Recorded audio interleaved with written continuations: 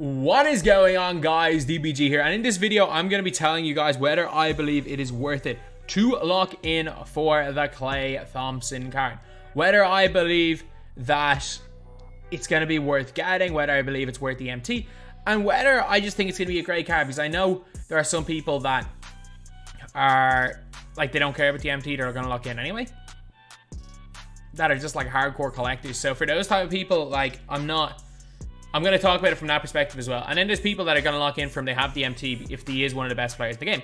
So anyway, what is, for you guys, some of you guys might be wondering, what is the OPAL Klay? There's no OPAL Klay in the database. There's no OPAL Klay anywhere. If you guys look for an OPAL Klay here, you're not going to find it. If you guys look for an OPAL Klay on the database, it's not there. So what is the card? The card, in fact, is the season reward for this year. It's this card. It's the mystery player. Like, it's already been confirmed that this card, we learned about it on January the 8th, and this card is Klay Thompson. So, this card being Klay, there's one more player left that is coming out on Tuesday, which is 3 days from now. As a maths teacher, it's very concerning that I didn't realize Tuesday's 3 days away from Saturday. But, yeah, so basically we are getting one more card to go, and we already have these 5. Like, I haven't locked in for any of them. I think most people have not locked in for any of them. So basically, what we are going to be doing in this video is having a look at all of these cards, the prices of all of these cards, and whether or not I think that Klay is a good player to look for, whether I think it's a player that you shouldn't lock in no matter what, or whether it's a wait till Tuesday and see. Because I know a lot of people are locking in these collections a little bit earlier because they're like, they want Klay and they're expecting the prices to go up on Tuesday, which could happen. It may not, but anyway, now we are going to look at the collection. So first collection, these throwback moments. The literal only throwback moments player I have is Ilyasova. First collection was Atlantic, and it's for George McGinnis. So rather than having to go through all of these prices right here, what I have done is I have made a little spreadsheet.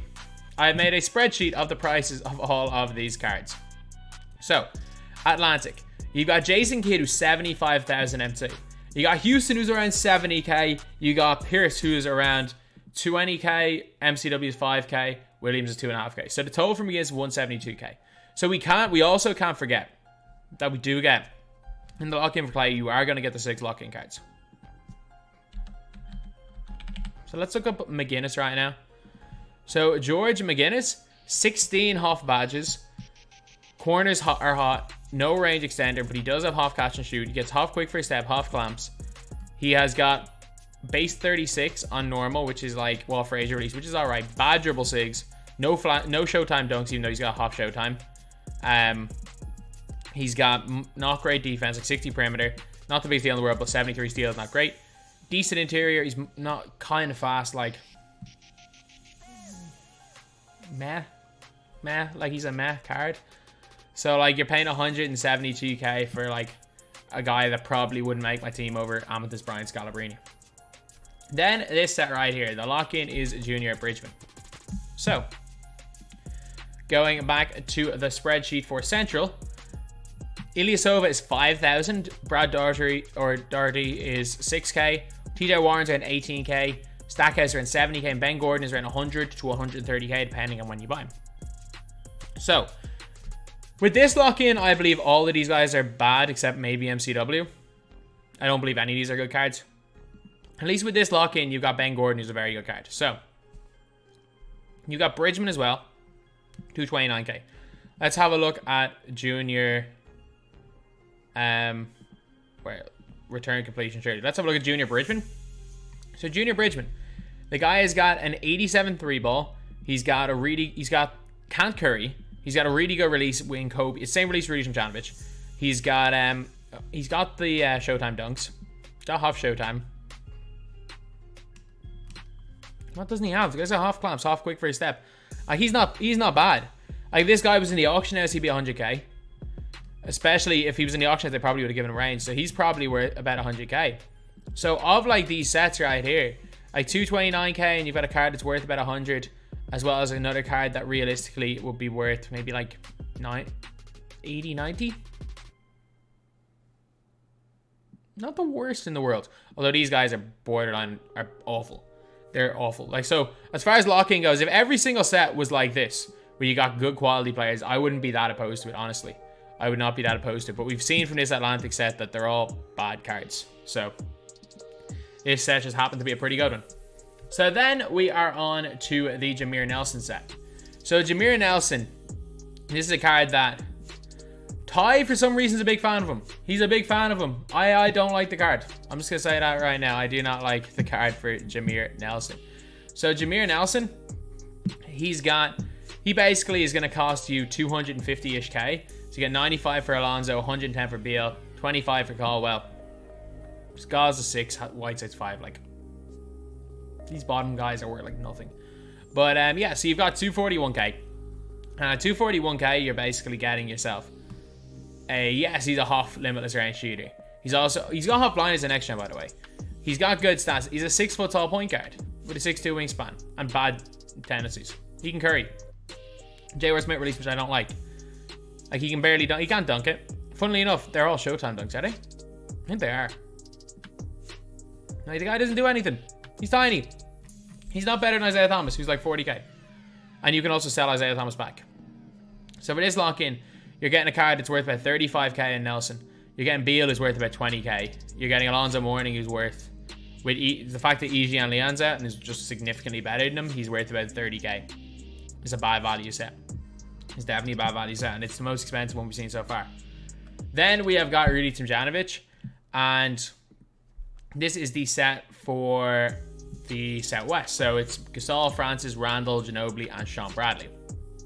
And I'm going to say this right now. This is by far the best set we've seen so far. So it's like 16K more than JAMEER Nelson.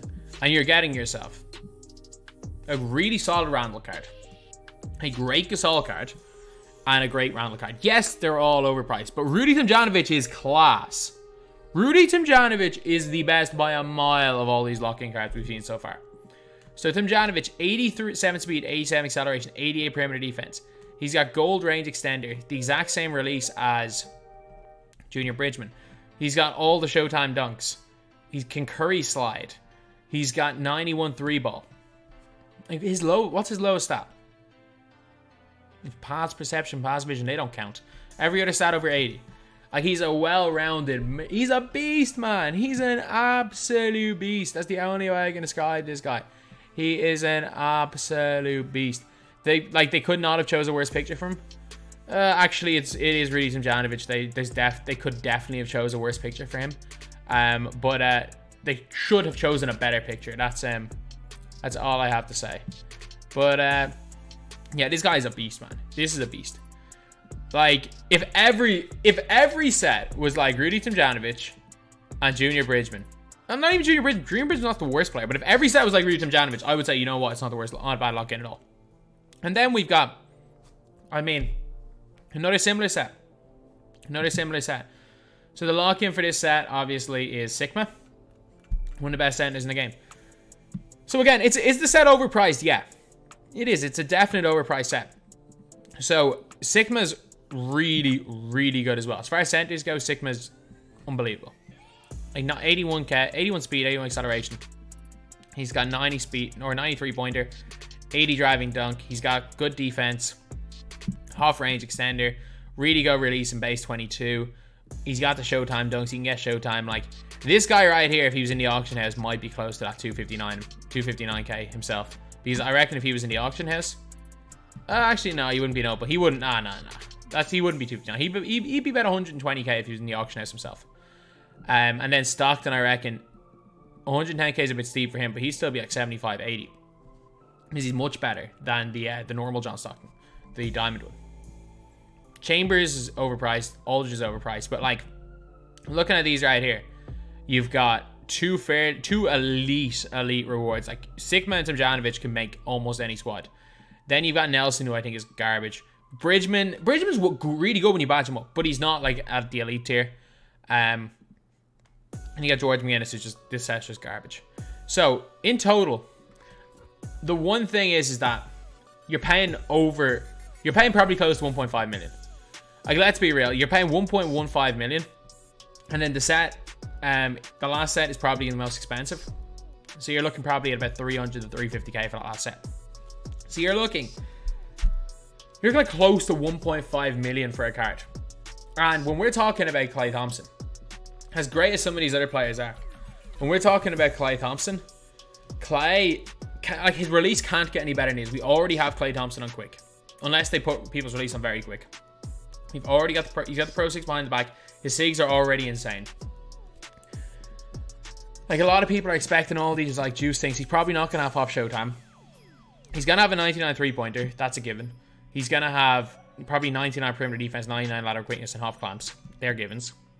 But, like, I don't see a situation where he's better than Kawhi. I don't see a situation where he's better than the Dentist.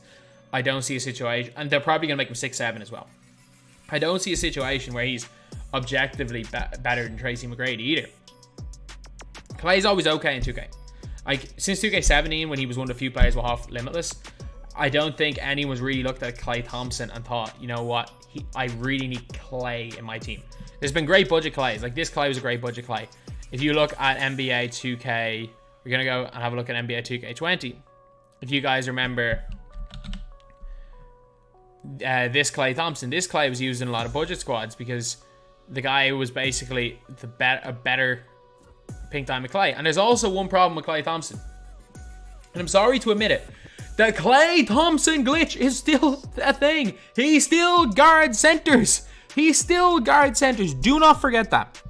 If you are planning on locking into for Klay, do not forget he still, to this day, guards the other team's center 1 of every 3 games. It's not as bad as it used to be. The Klay Thompson glitch is a weird glitch, and it used to happen every single game, and now it just randomly happens. And I think that might be worse. I think it might be worse the way it is right now, because your Klay Thompson can be doing a great job clamping up the other team's primary ball handler, and then for 3 quarters, and then it's a massive play. It's a swing in momentum, and suddenly he's matched up to the other team's center, and all your matchups are wrong. So be prepared for that, lads. Remember, Klay matches up the centers. So, in my opinion, is he worth 1.5 million? Hell no. Hell no. Save your 1. If you've already started and you've gotten yourself Sigma and TOMJANOVICH, who are really good cards, just go ahead and finish it. If you've already gotten like 2 or 3 of these, go ahead, finish and get your Klay. If you have not locked in for these guys yet, I am telling you, there is no point. If you've already locked in 4 or 5 of them and you're on the way, go and finish it. If you have not, to this day, locked in any of these sets and you're thinking about starting, don't even consider it. So anyway, yeah, that is pretty much it. That's the video. Thank you guys for watching. Please like, comment, and subscribe.